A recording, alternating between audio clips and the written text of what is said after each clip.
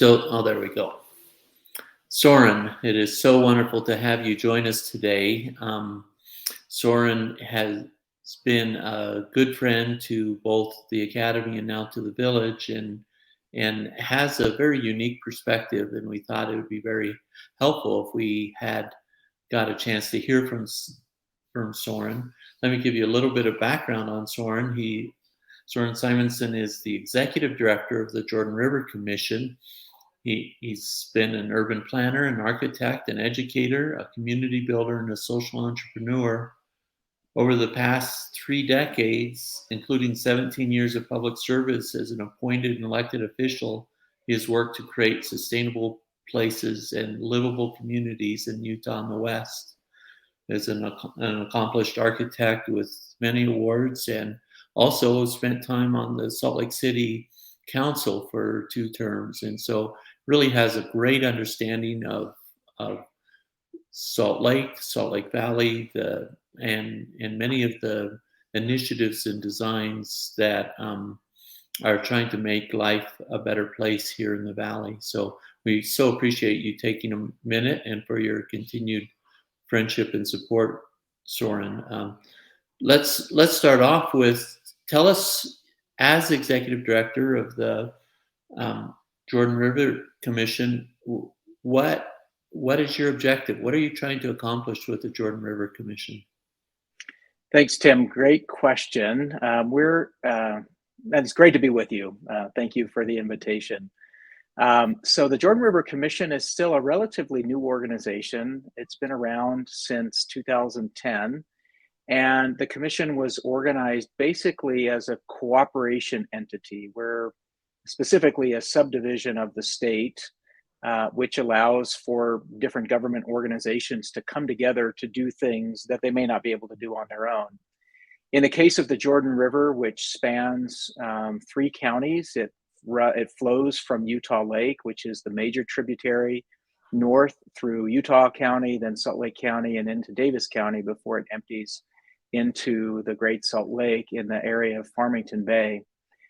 There are 16 cities that touch the Jordan River. There are a number of utility districts and transportation organizations that have various jurisdiction in addition to cities and counties, as well as state and federal agencies. We estimate there's about 40 different organizations that all have some regulatory oversight of the Jordan River in some fashion, whether it's parks and recreation or open space management or flood control or wildlife and habitat considerations.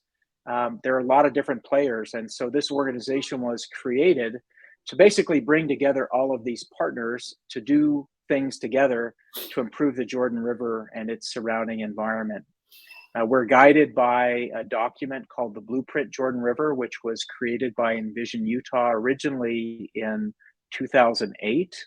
And that led to the creation of this entity as kind of a coordinating agency to help implement that vision for the Jordan River.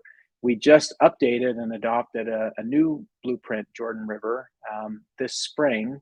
And that now gives us kind of our marching orders, if you will, for the next decade and beyond as to where we might focus our attention.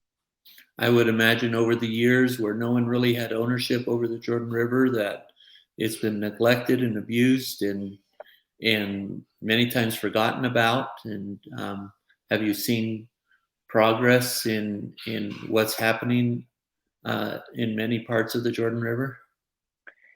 Yeah, being that there's so many different agencies, some have done really remarkable work. Cities like Salt Lake and Murray have really embraced the river. It flows through those communities, and they've really seen it as a great asset. On the other hand, for many cities like South Salt Lake and West Valley or Riverton and Draper, it's kind of a boundary, and sometimes boundaries can be a little bit forgotten. And so there has been a lot of work that's gone into bringing all of these entities together to try and coordinate. We've seen lots of improvements. This year marks the 50th anniversary of the Clean Water Act, which was a federal program to address point source pollutants like factories and raw sewage and all kinds of pollutants. That's had remarkable benefit on the Jordan River. But there's a lot of non-point source pollutants that also affect water quality in the river. Pretty much every storm drain in the Salt Lake Valley drains either directly or indirectly through a tributary or a canal into the Jordan River. And so there's a lot of impacts that come just from urbanization of the area. And so this Jordan River Commission has really come together to bring a partnership of many different organizations. And not everybody bought into the vision initially, and it took about 10 years from the original blueprint being created to really bring that cooperation of many different organizations together. The last entity to join the Jordan River Commission was the city of Murray, which surprisingly for a lot of people, because they have done so much to create and enhance parks and open space, really have led the entire region in developing park space. But they kind of said, well, we've done our part. We want everybody else to kind of come to where we are. But they've also found that there's just great outcomes that come from participating and cooperating with other entities on a regional resource like the Jordan River and the parkway that's developing around it. So we're happy to have this great partnership. So as a resident of Salt Lake Valley, how might I be able to benefit from the work that the commission has been doing on the Jordan River? How could I interact with the river? There are many recreation opportunities. We estimate that about half of the population of the state, which is around 3.5 million now, about half of that population lives within about a 15-minute drive of the Jordan River across that really populated Wasatch Front area. So, just enjoying parks and open space, golf courses, to natural areas. There's all kinds of recreation opportunities around the Jordan River. And the trail that has been developed, which was completed in late 2017, that now connects all the way from Utah Lake to the Great Salt Lake. And a lot of new trail connections that help make that part of a regional recreation system. In fact, just in this last month, ground was broken for Parley's Trail, parts of which have been around for a long time, that connect Mill Creek and Salt Lake and South Salt Lake. The last piece of that parkway or that trail from 9th West to the Jordan River is a very complicated one because it has to cross over the big maintenance rail yard for the track system, which is just off 900 West between 9th West and the Jordan River. So that's a very complicated connection to make. And thanks to a lot of different partners, county and city and state and federal partners, we just broke ground to complete that section of trail. And there's many similar kinds of projects happening through the Innovation District, which is that technology area that's emerging in Lehigh City. When they rebuilt the intersection of I-15 and the Timpanogos Highway, it was really challenging for people to connect between the Murdoch Canal in Utah County and the Jordan River Parkway Trail. And that whole reconstruction included recently a grade separated trail. So you can now get through that freeway interchange without having to go through dangerous crossings and crosswalks and things like that. So there's just really incredible work that's been happening through this partnership to connect communities with recreational trails that also are great, now becoming great commuter trails as well, and lots of parks and open space. So it's just incredible amenity. I might also mention, in addition to the bike and walking path, there's also a lot of work that's happening right now to create better access to the river itself. We have, over the last year, with various partners and support from the state and local and county governments, completed about 8 new launches into the Jordan River to put in and take out a canoe or a kayak or a raft or an inner tube or however you want to float the river. And that's opening up lots of new opportunities as well. And a lot of people are discovering the river in their own backyard that they didn't even know really existed or was very accessible with some of these new access points. So the river trail has been a great addition as well. That's still being developed as we speak. Well, what a tremendous asset, and what a great work that you're doing to develop and protect and make this something valuable for generations to come. Yeah, we're excited and a lot of partners. We you you know that you wouldn't think that an organization that's focused on taking care of a river and coordinating with all these different um, agencies and municipalities would have a very strong connection to many of the issues surrounding homelessness. How does your agency, how does your organization intersect with the issues of homelessness? How does that become part of what you're looking at?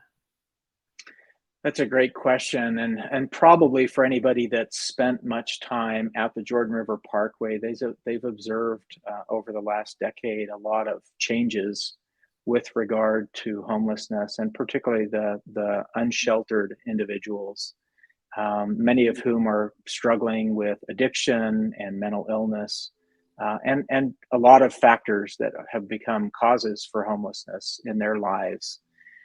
Over the last decade, we've seen, probably for a lot of reasons, the result of a lot of people coming home from um, war and service in the armed forces that have post-traumatic stress disorder. We've seen a lot of impacts from the Great Recession in 2008 that left a lot of people homeless and jobless, and with a lot of ways of coping with challenges in their lives, both health problems and economic challenges that have resulted in homelessness and some of the challenges that they face, domestic violence and others. So there are a lot of reasons that people become homeless and have that unfortunate experience. And it often leads to other challenges like addiction and things like that. We have seen a lot of growth in the people that are camping along the Jordan River, which has grown. The pandemic exacerbated that even further.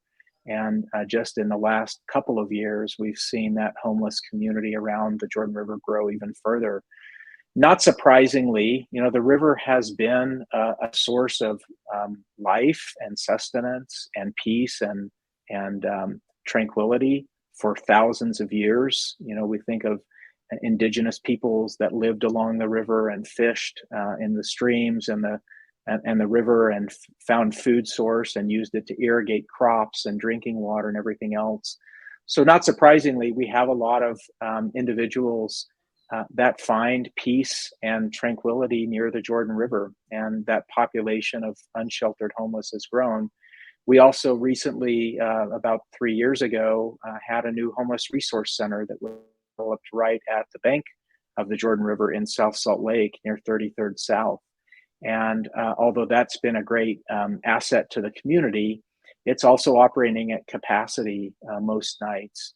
And so people that are sometimes turned away, that need access to those emergency services that the homeless resource centers provide, often find themselves just having to find a place to camp nearby. And so, that's a challenge. It's a complex issue, as you well know, and one that many leaders now, even at the state level, across Salt Lake County and in Salt Lake and South Salt Lake and Midvale, which host those homeless resource centers, are really trying to put their best efforts forward. It's been really great seeing the cooperation that we've experienced around the Jordan River work that we're doing, bringing together many community leaders to work on homelessness as well. And we're seeing that, what people are experiencing and seeing around the Jordan River has been catalytic for communities that traditionally haven't done much work around homelessness, becoming much more engaged in emergency shelter planning that's going on right now, and just becoming more aware and raising issues in their communities around affordable housing and permanent supportive housing and other services, which many people desperately need. Some people who might be on the river might be surprised to encounter a judge or or an attorney in a kayak going down the river. And I know you've helped facilitate some of that. Can you tell us what's going on there? Yeah, so in the spring of 2021, Judge Gene Robison with the Salt Lake City Justice Court, as they were working with a lot of individuals trying to address some of the challenges that keep them from finding permanent housing, whether it's a warrant, an eviction, different matters in their personal lives that have led them to not be able to find permanent housing. She's a regular recreation user on the Jordan River, and in a moment of inspiration said, what if we brought the court to people that are camping around the Jordan River and help them resolve some of those issues so that they can get into permanent housing or other services that they need. And so we did kind of a pilot in the spring of 2021. It was successful, and we scheduled working with Salt Lake City Homeless Services and Community and Neighborhood Development Department and the Justice Court.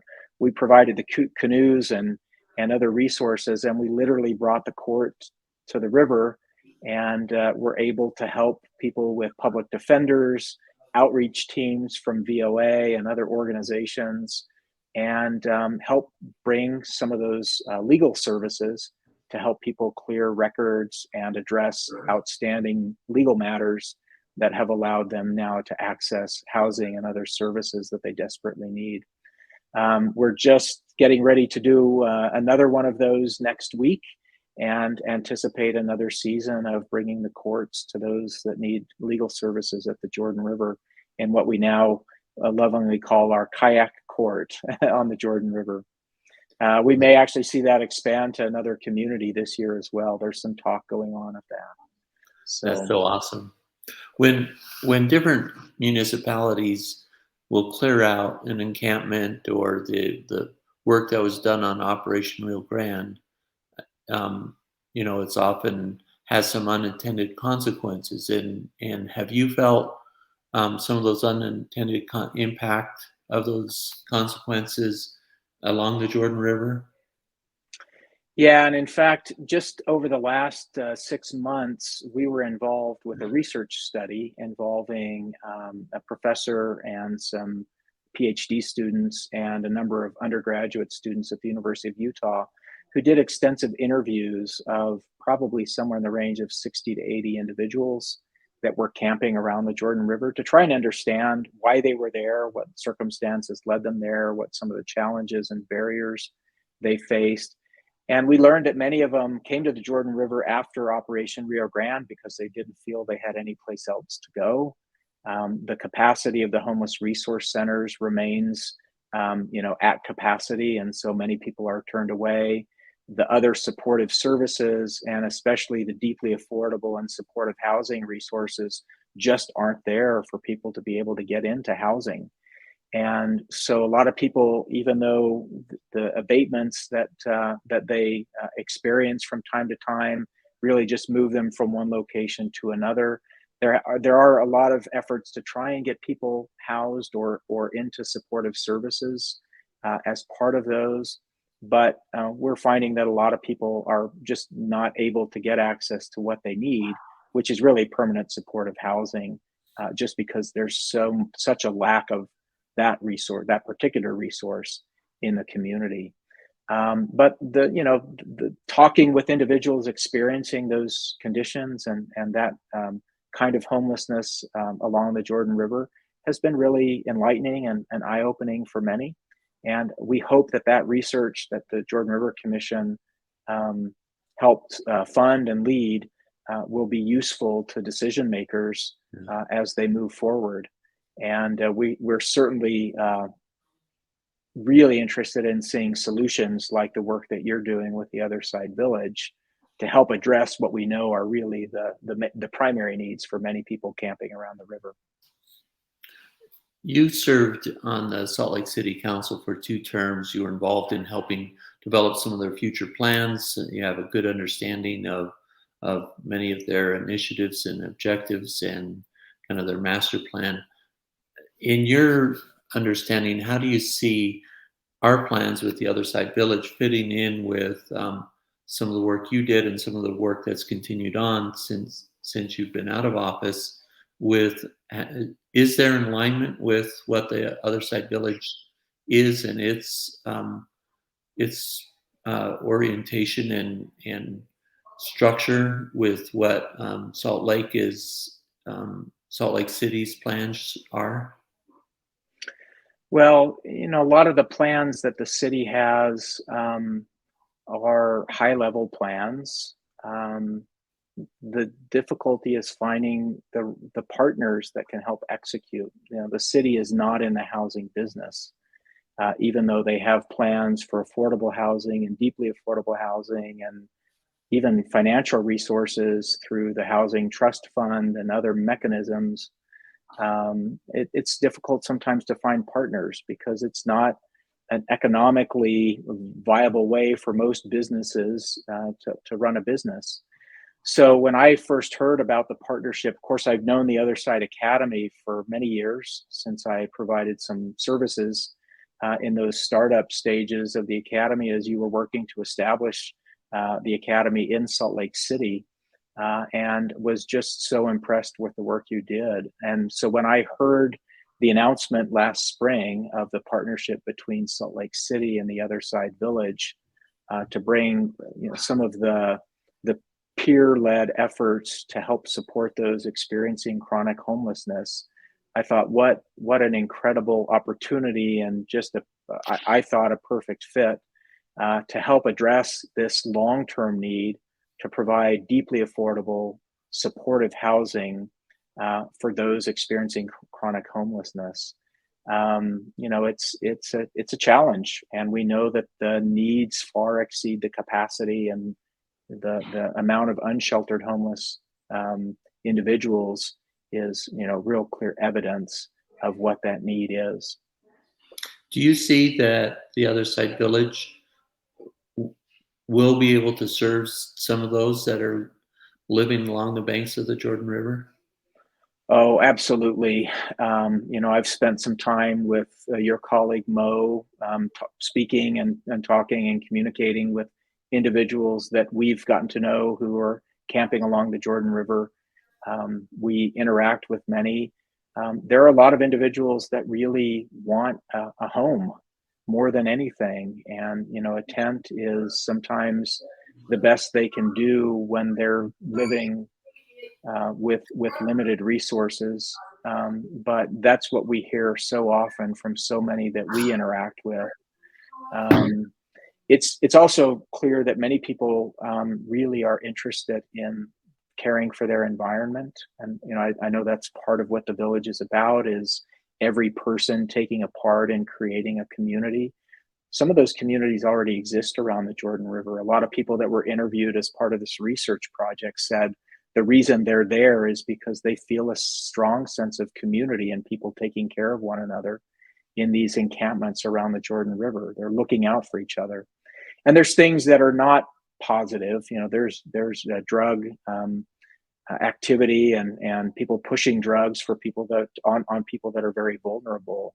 And so those circumstances are not ideal, but it's very clear that people want to, and when they're given the resources, really can help and support one another and take care of their environment when they have a support structure behind them.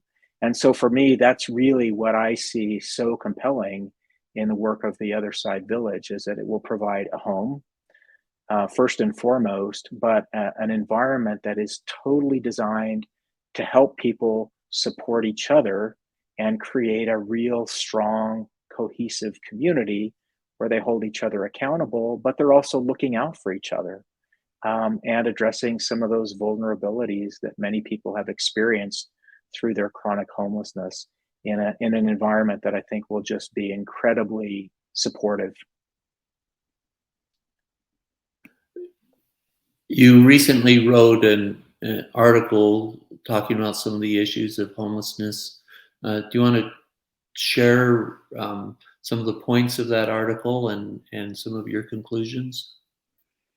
I don't know if I know the exact article that you're referencing because I've written a lot of things at a lot of different times.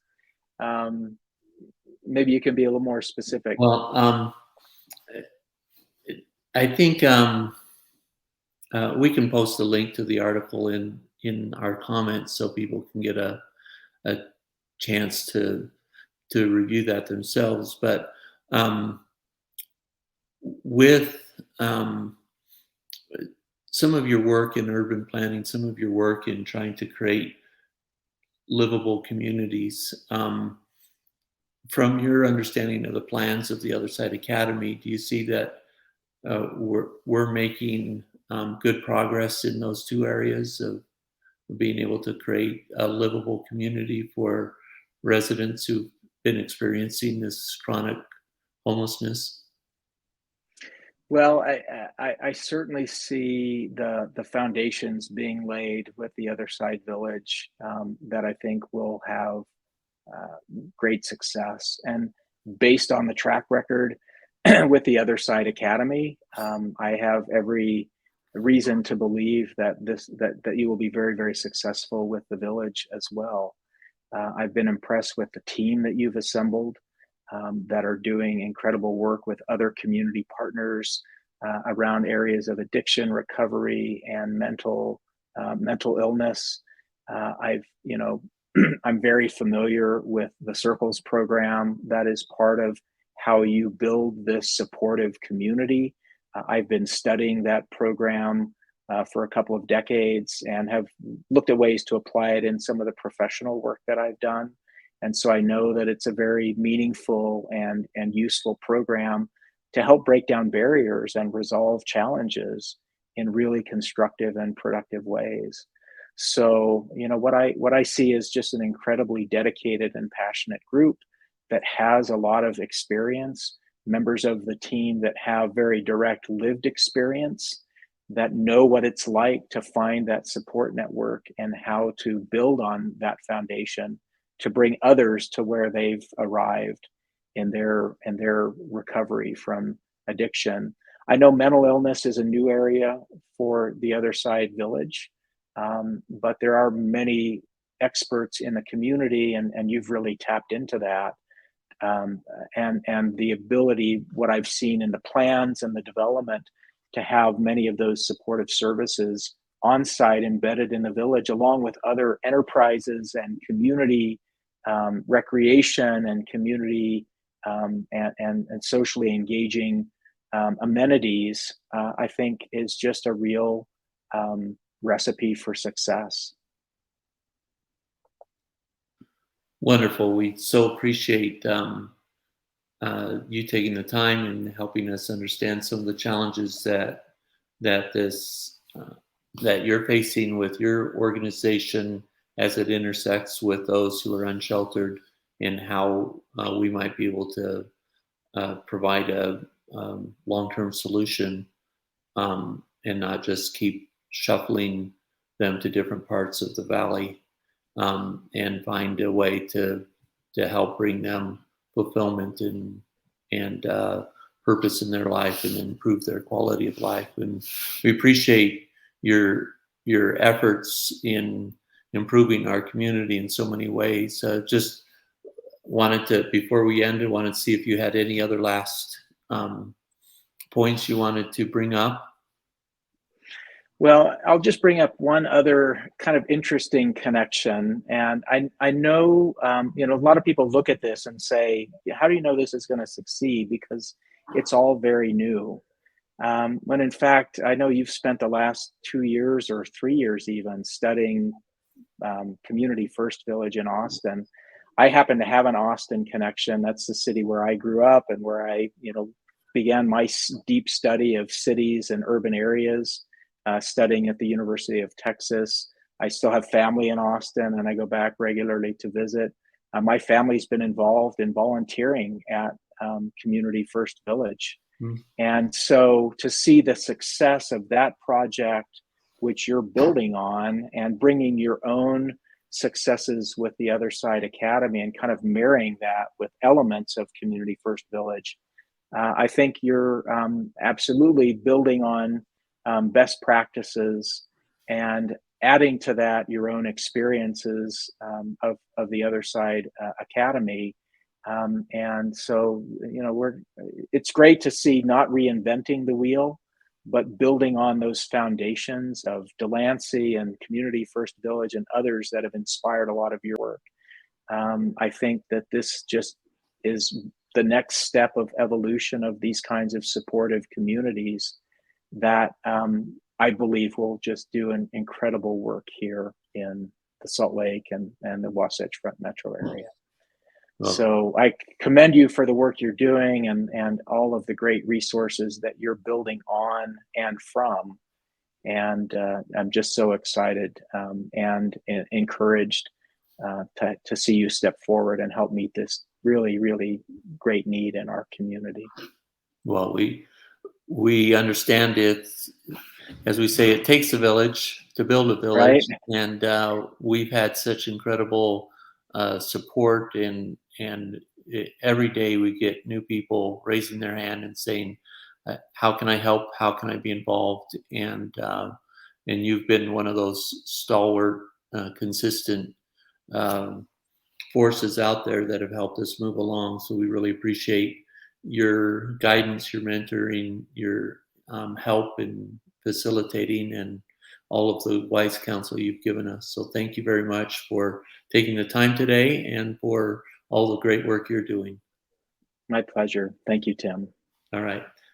Thanks, Soren.